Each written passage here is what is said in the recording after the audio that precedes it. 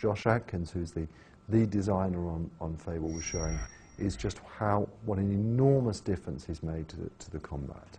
The fact now that the combat is so fluid, what he did, which was so smart, is he went back to fighting games.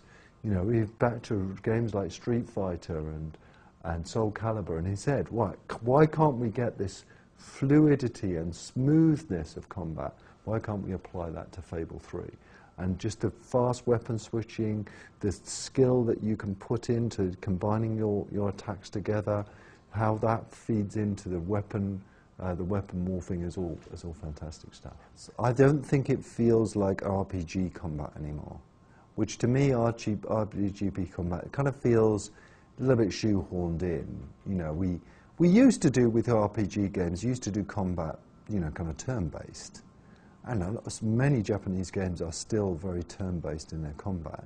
And what Josh said, and which really inspired me, is, look, why don't we apply all the quality that you get to fighting games and to our Fable series, and that takes it further away from being an RPG, not closer.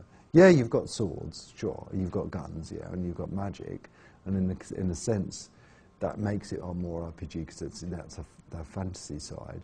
But the smoothness and the interest of being able to spell weave things, being able to combine your spells together, being able to combine your combat styles, being able to use a sword and your gun and doing this fast weapon switching, actually takes us much further away from an RPG. And I'm not one for saying, hey, look at us, aren't we doing things right? But I look at the combat in Fable, and it just doesn't feel like any other RPG game. It feels like a big, long, to far distance away.